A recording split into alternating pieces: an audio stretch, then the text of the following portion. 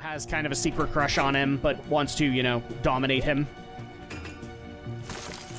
And yeah, so you basically start the series off by following these guys because Domon's goal is to go to all of these guys, fighters' nations and challenge them to see if they know anything about the man he's looking for. Right. The man he's looking for is his brother, Kyoji.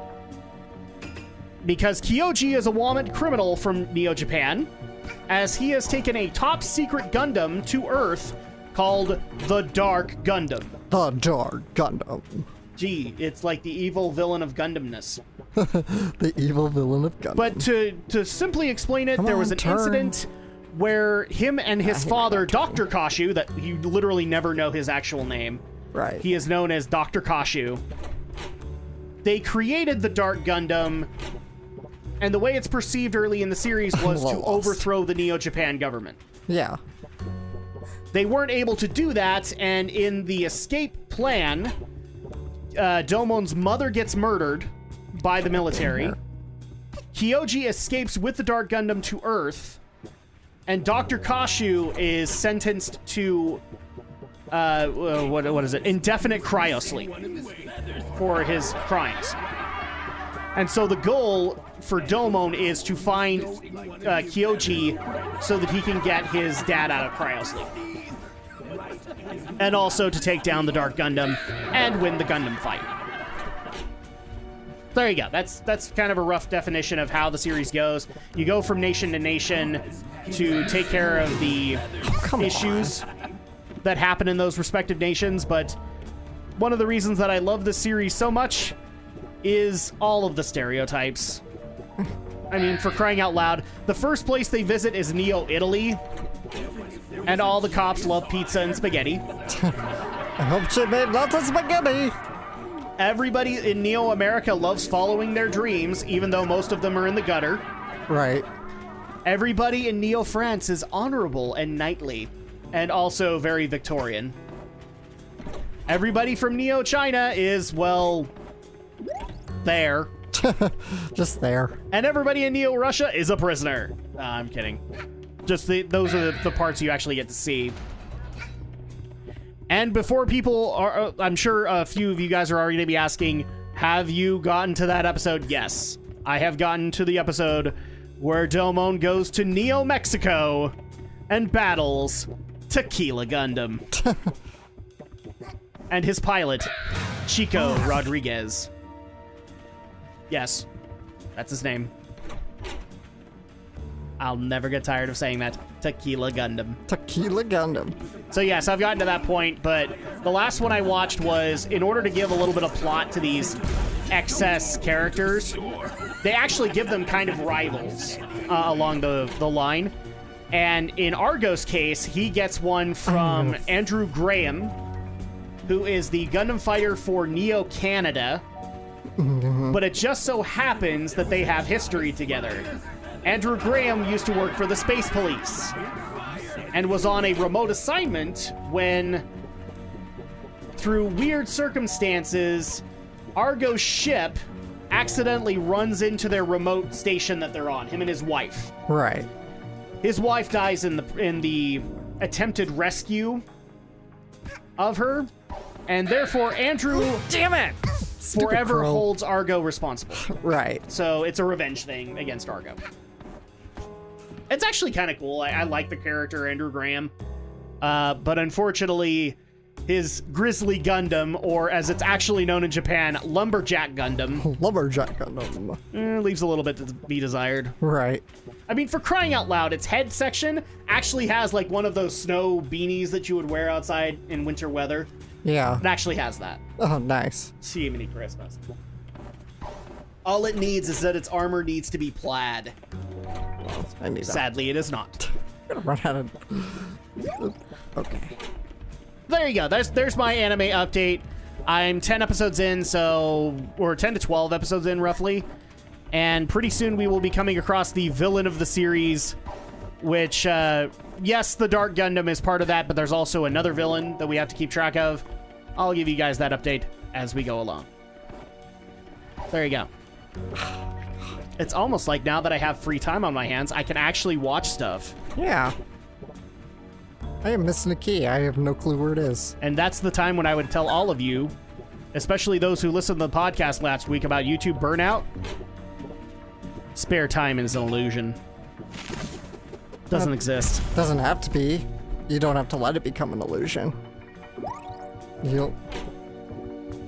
No, but unfortunately a lot, like, Well, I kind of wish I'd gotten into that argument because there is actually some valid stuff I could have brought to it. I mean, for crying out loud, I've been having that problem too that a lot of YouTubers suffering burnout have right now, where it really just doesn't feel like you can take a break. It doesn't feel like you can stop, because if you stop, then the algorithm could change. You could lose subscribers. You could have all of this happen, which is actually not a very grounded way to look at things. Because if people are just going to leave, like, on the drop of a hat, then they're not going to be a lasting member of your audience. Yeah.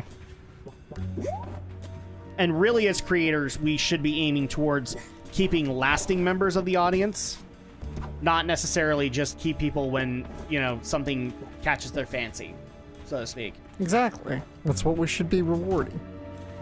Not just as YouTube creators, as creators in general. You should be able to retain audiences even when they're not the most hardcore. No, you're loyal. Romney put it this way: your loyal audience will still be there. Yes. And that's the awesome part of it, is like through having a loyal audience, you have your own little community that you want to support and that wants to support you. So at that point, like, I mean, it's not like we don't get the concept. People get this burnout because they feel like in order to be the next... And here's one of the other problems and flaws in the logic. You want to be the next PewDiePie, okay? Well, PewDiePie had a bunch of circumstances that made him what he is. Yeah. You can't recreate those. It was a perfect storm. If it wasn't PewDiePie, it would have been somebody else. Pretty much. The same thing could happen. The same thing could be said of Markiplier. Oh, there it is. Good grief. Because here's the thing, like, Right in front of my face. I'm not saying that Markiplier didn't have anything else going for him Jesus. before Five Nights, but Five Nights is really what established a lot of his audience. I wouldn't be surprised, yeah. Yeah. So at that point, like, well, Five Nights, I know that when he took on Amnesia: The Dark Descent, that also kind of established a lot of his audience. So at that point, like, you can't just bank on the fact of, oh, I'm going to be that sole streamer that does Fortnite. Well, everybody's going to be doing that. The sad reality of YouTube and other platforms is that there's, for every one person that's actually trying to be successful on their own merit, there are 20 other guys who are trying to be the next, or trying to basically find the next gold mine. Yeah. Okay? Don't be a trend chaser. It's not worth it. I'm much more interested in doing what the community asks and what I want to do. Which is actually another interesting video that I'm probably going to be doing, as I've... in the coming days, you guys are going to see I've kind of retooled Drak vlogs to be a little bit more of a serious show. Not necessarily just to tote, you know, my thoughts on Daredevil or anything like that. And one of the things I'm going to be talking about is the lessons that I've learned from YouTube in 2018. And there's lots of them. Sadly, a lot of them are kind of disappointing. But the other thing that I also think has kind of hurt the creatorscape a little bit, and I'm not sure if Alex is going to agree with me on this, but let's just try it out. Big creators right now have a bit of an ego problem. Oh, yeah. And I'm saying all of them do. And that's becoming rather discouraging. As in some cases, like, we have lots of creators that we have kind of a... I don't want to say we have hero worship for, but mutual respect. Like, Yeah. Like a colleague's respect. And a lot of them just kind of are starting to lose sight of what made their channels work, what made their content work. Either because they want to go and do something else, or in some cases, they've just kind of lost sight of the audience that brought them there. Yeah. Go ahead, sorry. Yeah, they do. I'm just agreeing. So... I think... and that's a problem. Like, unfortunately, God, why do I keep finding myself here? because you that's bog where I yourself gotta go. down, roughly. I mean, for as much praise as we've toted to people like the Game Grumps and to Gaijin Goomba and a few others, all of them are pretty much starting to have that issue. Some less, some more. But it's definitely one of those things that I kind of want to get into in a vlog, just saying, like, these are what I've learned about YouTube this year as opposed to previous years. And one of the things that's major, and I think Alex would agree with me on this, is if you have hero worship towards these big channels, you need to rethink that. Yeah. It needs to be more of a, you need to see them as fellow human beings. Otherwise, when you meet them in person or when you see how they interact on Twitter, it's going to disappoint you. Yeah.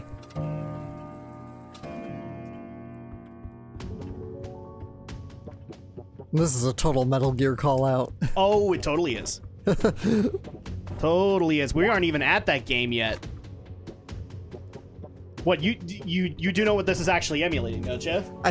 Only because I've heard it told, like I've heard it from So other in commentators. Metal Gear Solid 2, Yeah, I'm it's not like gonna. It's like soldiers like, watching like a broadcast from somebody. No, they're watching a speech. Right, a speech. So a guy is like their commanding officer is there, and they're watching him, and so you have like 30 odd people in 3 separate rooms, all watching him. Right. And so if you make the slightest problem, you're gonna have all of them on your ass. In fact, it's just an instant kill. They literally just kind of treat it as an instant kill. Whoa.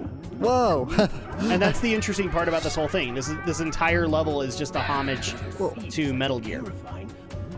So I hope you're really good at stealth, because if you're not, this level will own you. Ooh. There we go. What? Oh, and you're caught. I'm caught by what? I don't get it. They caught you. You needed to be behind the wall. See, this is the difference. I've actually played Metal Gear.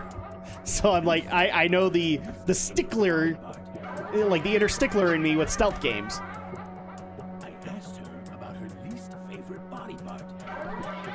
Did you?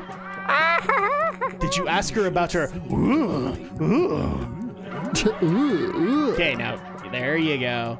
Now you're thinking like a Metal Gear player. Now you're far enough that it's not going to be a problem. Whee! There we go. So I think that's the last key, isn't it? Yeah, I think so. You have 20 owl minutes left, man. Can I make it? Hop to it. All right, let's see. I'm trying to remember the controls. It's been a wee bit of time since I played, even though I've been playing fairly recently, but now that I got my you've Switch. been finding glitches on your channel. Well, like, yeah, occasional little glitches and bugs. Oh, jeez. Oh, holy crap. Yeah. You almost got caught, my friend. This is the life. Nothing beats a hot sauna. Did you hear some noise outside? Did you? I don't know. Did you? I may not have played Metal Gear, but I have played a lot of Harry Potter. Sneaking around prefects. So, Harry Potter is Metal Gear Light. Kinda, yeah. Yeah. Because there's a lot of little stealth missions in those Harry Potter games. No, I'm saying if you get caught, you don't get killed. No. You just get sent back to the beginning. Yeah, and you lose points for your house. We don't care about points for the house. Well, you do if you want I'm to win the thoroughly house. convinced in those games, like, Gryffindor will win even if you were the most terrible student ever. There you go. So now we have another... I don't think I'm gonna get all the The suspects. Express Owls are now available suspects. There's actually 2 achievements for this level. One if you get all the suspects, and one if you don't. Yep, I have it, actually. You've got both? Uh-huh, because I had to do a couple of playthroughs for the review to be able to get all of them. I think I got all but one in my first playthrough, and I just couldn't find the last one.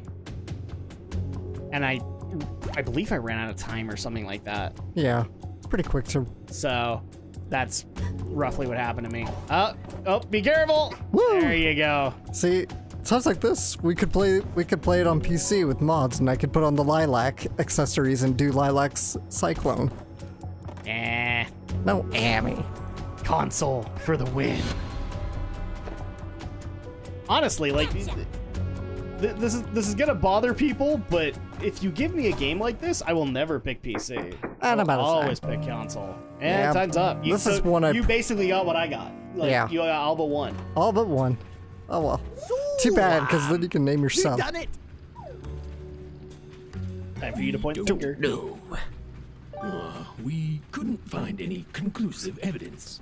We have no idea who murdered this owl. Murdered. So you've done pickle to solve the case.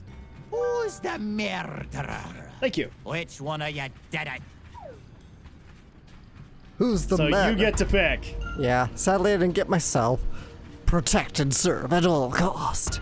Would you have picked yourself? Yeah, I totally would have. Oh my gosh. We've got eyes everywhere and we saw nothing.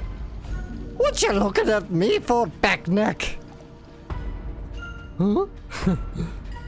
You can't blame a dead owl. I mean...